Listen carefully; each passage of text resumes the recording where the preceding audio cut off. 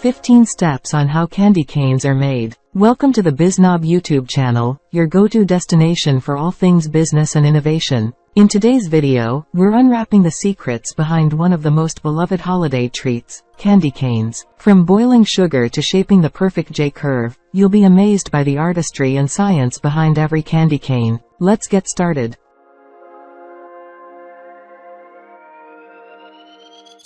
1. Preparation of sugar mixture. The process starts with meticulous precision in the selection and measurement of ingredients. Sugar, water, and sometimes corn syrup are combined in specific ratios in large copper kettles. The quality of these ingredients and the accuracy of their measurements lay the foundation for the entire candy making process. The sugar mixture is not just about sweetness. It's about achieving the right balance of ingredients to ensure proper crystallization and texture in the final candy cane product.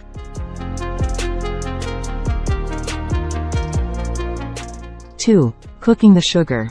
As the ingredients are heated in the kettles, the transformation begins. This step requires careful monitoring of temperature and consistency. The sugar mixture must reach the hard crack stage, where it forms brittle threads when dropped into cold water. Achieving this stage is critical for the candy to have the right texture and hardness once it's cooled. The skill of the candy makers in controlling the heat and timing is paramount here.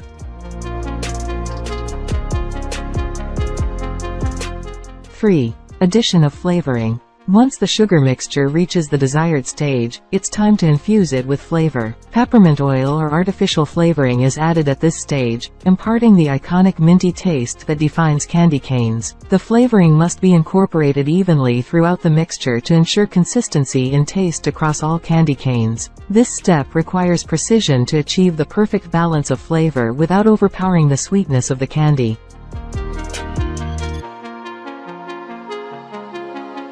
4. Introduction of colors. Food coloring is introduced into the mixture to create the signature red and white stripes of candy canes. This step adds not just visual appeal but also a layer of complexity to the candy making process. Achieving vibrant, evenly distributed colors requires skillful blending and precise measurement of colorants. The colors must complement each other harmoniously to create the distinct striped pattern that is synonymous with candy canes.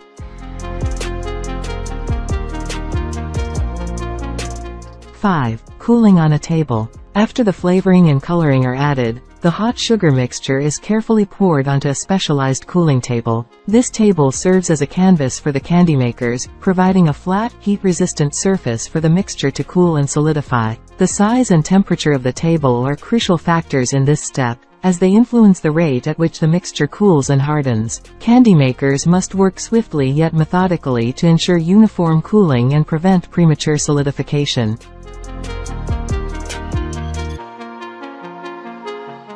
6. Pulling the white candy. With the sugar mixture cooled to the appropriate temperature, the next step involves pulling a portion of it to create the white candy base of the candy cane. This process is akin to kneading dough, requiring strength, skill, and finesse. The candy is stretched and folded repeatedly on a hook until it becomes aerated and opaque white. The goal is to incorporate air into the mixture, giving the candy a lighter, more delicate texture.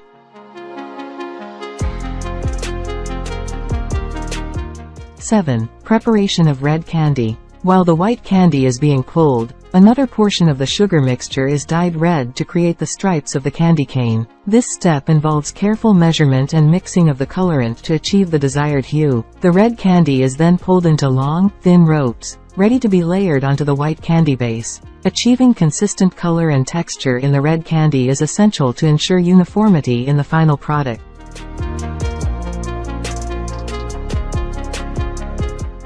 Shaping the candy canes. Once the red and white candies are layered, the candy makers begin shaping the mixture into the traditional candy cane form. This involves carefully twisting and stretching the candy to create the characteristic J shape. Precision is crucial in this step to ensure that each candy cane has the correct curvature and proportions. The candy makers use their hands and specialized tools to shape the candy with finesse, working quickly to prevent the mixture from hardening prematurely.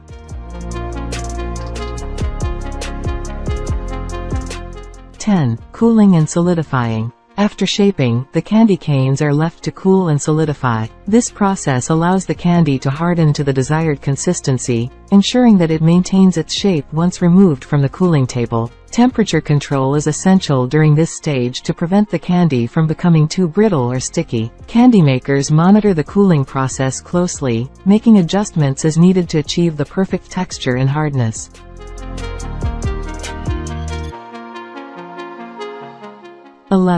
Individually wrapping. Once the candy canes have cooled completely, they are individually wrapped to preserve their freshness and protect them from breakage. High-speed machines are used to wrap each candy cane in a shiny, transparent film, sealing it securely. This step not only enhances the presentation of the candy canes but also prolongs their shelf life, allowing them to be stored and transported more easily.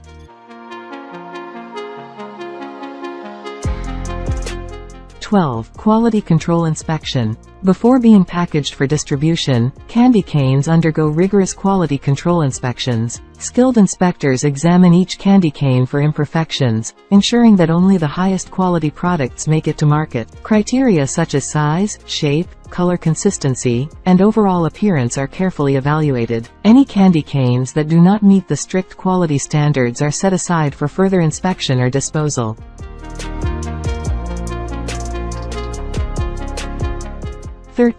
Packaging for shipment. Once the quality control inspection is complete, the candy canes are ready for packaging. They are carefully arranged and packed into shipping crates, prepared to be transported to stores and distribution centers around the world. Packaging is designed to protect the candy canes during transit and storage, ensuring that they arrive in pristine condition for consumers to enjoy.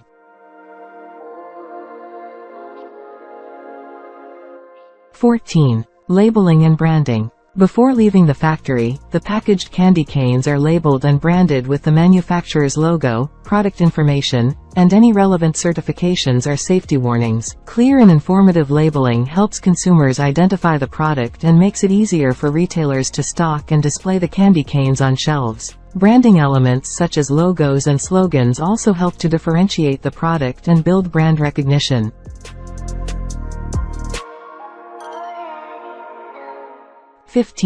Distribution and market availability. Once the candy canes are packaged and labeled, they are ready to be distributed to retailers and made available to consumers. Distribution channels vary depending on the manufacturer and market but typically include wholesalers, distributors, and direct sales to retailers. Candy canes are typically marketed and sold during the holiday season, with peak demand occurring in the weeks leading up to Christmas. Retailers may display candy canes prominently in store aisles and holiday-themed displays to attract shoppers and capitalize on seasonal sales opportunities. As we wrap up our sweet journey into the world of candy canes, we hope you've enjoyed learning about the intricate process behind these festive treats. Remember to subscribe to the BIZNOB channel for more fascinating insights into the world of entrepreneurship, technology, and industry trends. Until next time, keep exploring, stay curious, and keep hustling.